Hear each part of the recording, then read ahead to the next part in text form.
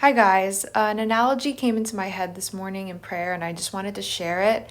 And that's essentially a spiritual bank account, and how everything that we do and every action that we make either takes gifts and money out of this spiritual bank or adds it in. And when we die and receive our judgment, then our bank account basically has a balance, and that tells us where we are.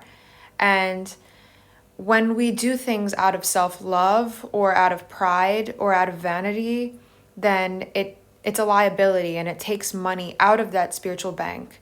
And when we do things out of love of God and love of neighbor, then it puts money into the bank. And essentially, what I was thinking was that when we do things for the love of God, we reap eternal rewards in heaven. And when we do things for ourselves, it's like that analogy in the Bible where you are building a house of straw and it withers away and it blows in the winds when you do things for yourself. But when you do things out of devotion and love of God, it creates eternal rewards, a ripple effect. It's like a wave in the ocean. It just keeps on going and moving. And essentially, the good things that we do creates that ripple effect, and the bad things or the things done out of love or love of money, love of self, it withers away like the wind.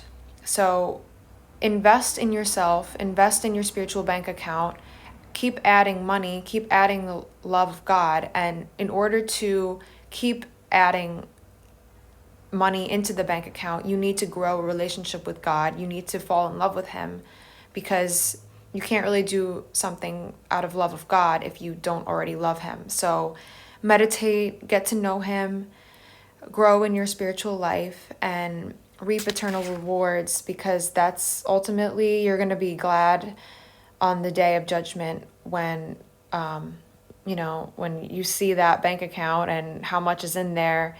And it's really not about acquiring, it's about giving to God, because what you add into the spiritual bank account isn't out of love of self, it's all out of love of God. And the spiritual bank account is basically what we give to God.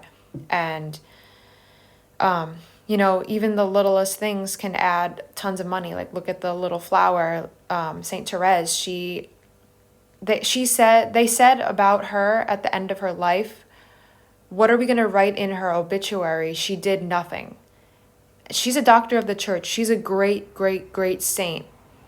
And people said she did nothing in life because they don't know the eternal benefits that she was reaping. So don't look at how much you're producing and what you're doing on earth. Look at the love and devotion that you're adding into your spiritual bank account, because things are not what it seems. The spiritual life is way, way more in depth than we can ever imagine. It is not about your greatness.